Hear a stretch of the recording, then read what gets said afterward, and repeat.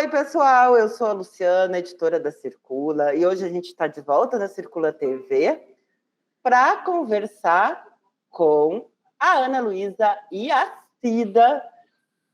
Cida, posso chamar de Cida? E com a Cida, para a gente falar de um livro que saiu aqui pela Circula, que foi lançado virtualmente ontem, né? E que vai estar aqui sendo lançado presencialmente na Circula no dia 21 de novembro, às 18 horas, um domingo. O livro é Aprendizagens Interculturais na Educação e na Psicologia. Tudo bom, meninas? Como é que vocês estão? Tudo bem, tudo bem. Muito felizes com o livro, que ficou muito lindo. Sim, muito alegre, sim. A gente é suspeita, né, Ana? Tu fez o desenho, eu fiz a capa, né? A gente vai achar tudo isso. Ficou lindo, né? A capa maravilhosa, né? Lindo. Então, Ana, depois nós vamos falar um pouquinho desse desenho da capa. Mas primeiro eu quero saber qual é a história que está por trás desse livro, né? Porque a gente sabe que um livro de um projeto de pesquisa, ele nunca nasce de uma hora para outra, né? Ele tem um tempo de maturação. Então, eu queria conhecer qual é a história desse livro. Tu quer contar, Ana Luísa, do nosso primeiro momento? Ele nasce numa roda de conversa numa aldeia guarani e que daí resulta também, essa conversa resulta também no primeiro texto do livro. Acho que a Ana poderia contar também um pouquinho desse primeiro momento, assim, que foi, assim, uma semente, uma ideia seminal mesmo, e que foi sendo regada, foi sendo alimentada, muito, muito pelo trabalho da Ana Luísa com o grupo de orientação, com o grupo de pesquisa, mas que eu também acompanhei. Então, acho legal que a Ana Luísa conte um pouquinho, assim, né, a partir desse momento, como é que o livro foi se desenvolvendo, e ele tem uma história bem intensa e de muita sensibilidade, de muita profundidade. Conta aí, Ana, então. Então tá. Esse livro, ele é um filho do grupo de pesquisa Peabiru Educação Ameríndia e Interculturalidade, que a Cida é a líder e eu sou a vice-líder, fundamentando e fortalecendo a nossa parceria, né, da Universidade Federal do Rio Grande do Sul e Universidade de Santa Cruz do Sul. Então, a gente pode dizer assim, que ele foi gestado em 3 anos, mas ele tem mais história, né, Cida, assim, porque é a história, assim, de um grupo de pesquisa, de pesquisadores que afirmam a autoria indígena, né? Então, tem muitos autores indígenas, de várias etnias, né? E, ao mesmo tempo, de uma forma de pesquisar que evidencia o sensível na metodologia de pesquisa. Então, assim, a grande inspiração desse livro também foi um livro anterior que a Cida organizou, o Sensível à Sensibilidade na Pesquisa e Educação, né? A partir desse livro, então, eu propus no programa de pós-graduação em educação uma disciplina, o Sensível na Pesquisa e Educação. A Cida foi lá, deu a primeira aula, e o livro foi gestado aí, porque foram tantos capítulos maravilhosos que surgiram. Eu disse, gente, vamos compor um livro. E aí a gente, vamos compor, mas ele ficou meio no ar, e foi quando a gente foi na aldeia, a Cida, a Fátima e eu, e conversando com o Santiago Jerônimo, vamos escrever um livro, né, que já estava sendo conversado. Aí o Santiago disse, vamos, mas não vamos ter pressa. E durante esses 3 anos que a gente dentro da nossa aceleração, eu disse, ai meu Deus, esse livro não sai. E eu lembrava do Santiago, não vamos ter pressa. E a gente teve o apoio de 2, de fomentos de pesquisas, que é o edital Gaúcho, na FAPERGS, e o edital Universal do CNPq, que eles foram, a gente, assim, dividindo o pouco de dinheiro, né, que a gente conseguiu, mas que foi fundamental para a realização do livro. Ai, que legal, né? Eu acho que é um grande aprendizado, né? Mas vamos sem pressa, a gente vive tão correndo, e daqui a pouco a gente está aí entendendo outras formas de pensar, né? E que fazem a gente também ressignificar a nossa forma de pensar, né? Tu ia falar, Cida? Sim, eu ia dizer do nosso grupo, do PABIRU, Educação Ameríndia e Interculturalidade, que ele é o fruto do encontro que Ana e eu tivemos desde o doutorado. Então, é lá no início do século XX, para não dizer que ainda do século anterior, né? Vamos dizer que é desse século, e que a gente vem trabalhando juntas, assim, a gente já fez outras publicações juntas, assim, é uma parceria bastante fecunda, né? No sentido de que a gente tem produzido coisas assim muito lindas, assim, e sempre numa parceria com as comunidades indígenas, com os coletivos indígenas, com os intelectuais indígenas, com os intelectuais que estão na universidade. Ana e eu orientamos estudantes especialmente na pós-graduação, e isso tudo se traduz nesse trabalho de interculturalidade de fato e de produções colaborativas, escritas colaborativas, pesquisas colaborativas. Então, esse livro, ele traz assim inovações muito grandes. Primeiro, porque traz ideias, sentires e pensares, né, dos povos indígenas, Caigangue, Guarani, Assurini, né, que a Beatriz trabalha também com eles, e tem textos deles, e ontem estavam presentes no primeiro lançamento que a gente fez no grupo de pesquisa, mas ele traz também essa interculturalidade, assim, como que a gente está tecendo essa relação intercultural. Então, acho que essa é uma segunda inovação importante do livro, e eu acho assim que ele representa essa... A Ana também falou, né, do sensível, da sensibilidade, né, da gente estar trazendo essa perspectiva, assim, do sentir, né, e do pensar, de um sentir pensar nos nossos trabalhos, nas nossas produções acadêmicas, né, e que transcende, então, apenas esse aspecto intelectual, né, ou intelectivo dos trabalhos que a gente tem visto, que predominam, né, até então. Claro.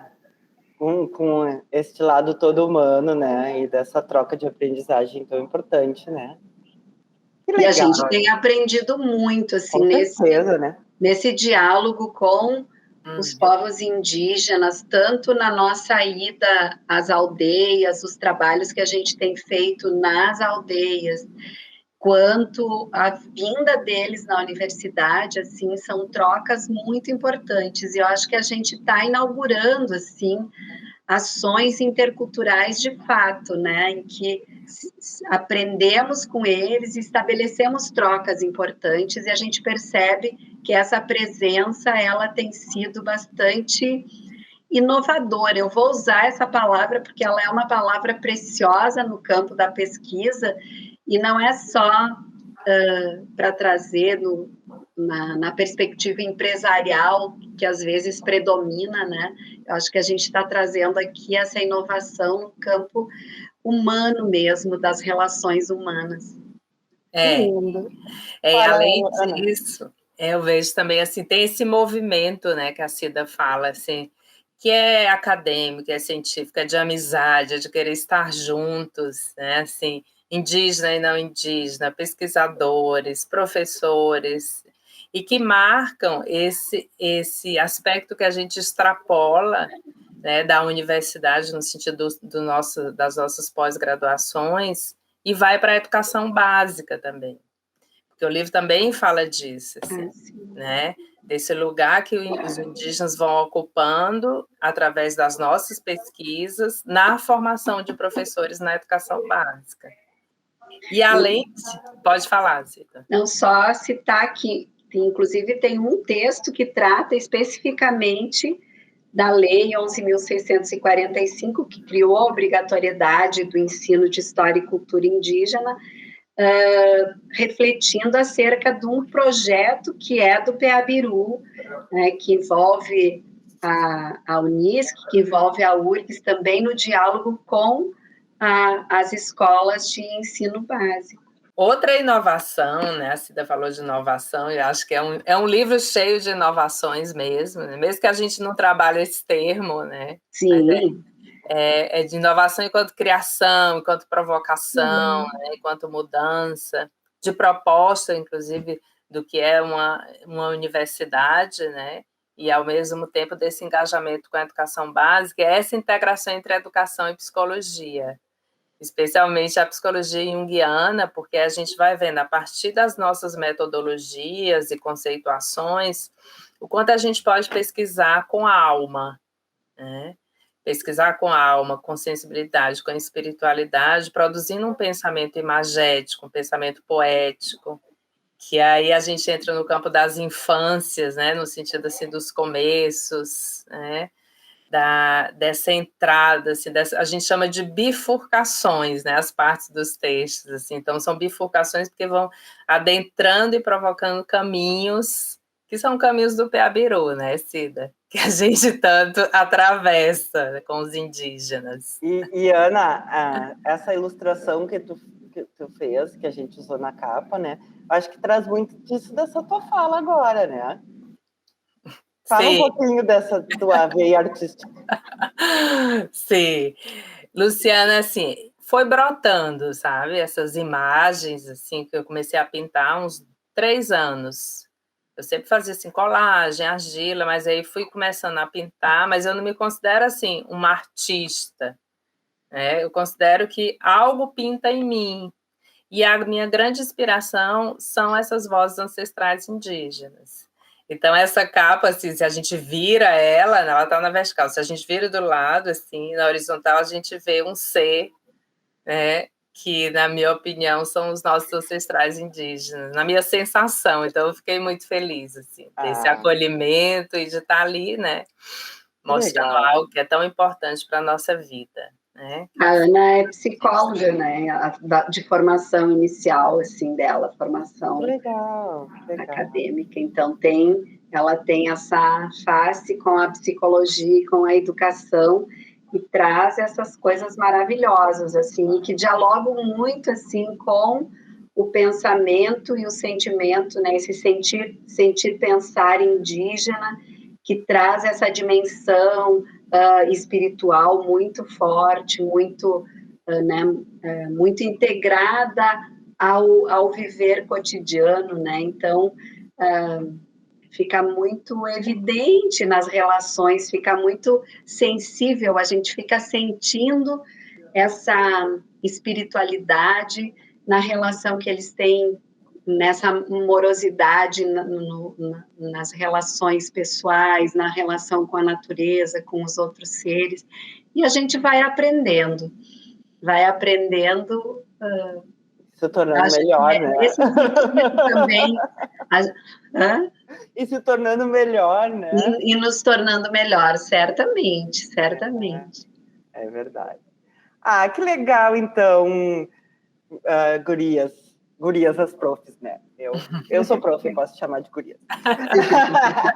Não, eu acho que o livro, assim, eu estava agora dando uma olhada no sumário, assim, para me inspirar para essa nossa conversa, assim, e vendo claro, os títulos que representam cada um dos artigos e capítulos do livro, né?